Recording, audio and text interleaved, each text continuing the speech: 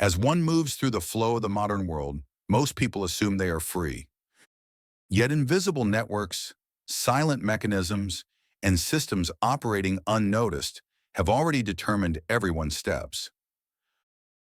Within the ordinariness of daily life, an individual believes they make their own choices, but the algorithms behind screens, the financial structures layered over centuries, and the massive debt systems pressing down upon society have long drawn the boundaries of one's behavior, expectations, and possibilities. While the individual continues life under the illusion of freedom offered by the modern era, in reality, they walk among a series of invisible chains. Some of these chains come from the data-driven systems of the digital world. Others from the quiet yet absolute power of debt structures stretching from the past into the present. When these two realms merge, a deep mechanism emerges, one that guides both individuals and states.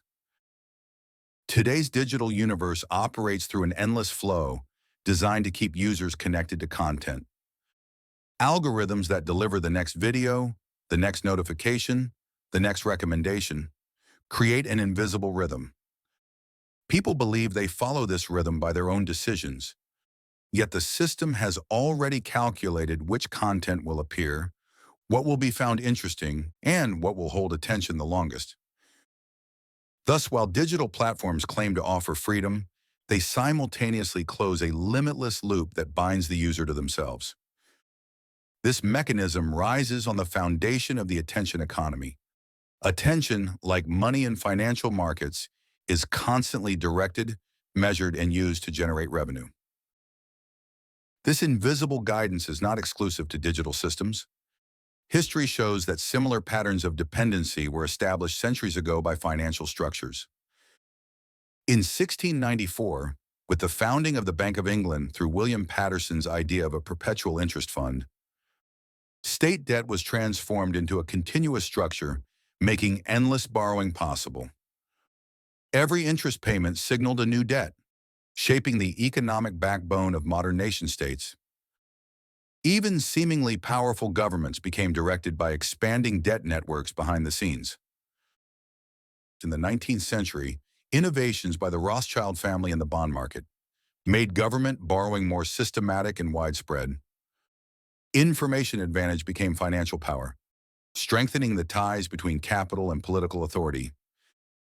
As borrowing capacity determined national destinies, these relationships began shaping the global economic order. By the early 20th century, the secret meeting on Jekyll Island marked a critical turning point in the creation of the modern monetary system. Senators and bankers met under the guise of a hunting trip to establish the foundations of the Federal Reserve. This structure expanded the government's borrowing capacity and enabled unlimited money creation during wars and crises. Global debt reaching $315 trillion today and U.S. national debt surpassing $38 trillion stand as concrete signs of the vast scale this system has accumulated. The social consequences of financial dependency became dramatic during the Latin American debt crisis of the 1980s. As interest rates rose sharply, countries unable to service their debts were forced into restructuring by the IMF and international banks. These programs produced social costs rather than recovery. Infrastructure was cut at essential services like health and education shrank, and nations were compelled to shape policies under external pressure. Financial oversight directed nations much like algorithms shape user behavior today. Today, the impact of debt is even more visible. The United States paying over $1 trillion annually in interest shows how national budgets are constrained. As public resources shrink, education, healthcare, infrastructure, and social services feel the pressure. Wealth silently flows upward. As debt grows, dependence deepens, becoming a long-lasting mechanism of control. At this point, the deepest similarity between digital platforms and financial systems becomes clear. Both are designed to keep individuals or states perpetually bound. Digital platforms use notifications, reward systems, and endless scrolling, while financial systems use borrowing and interest.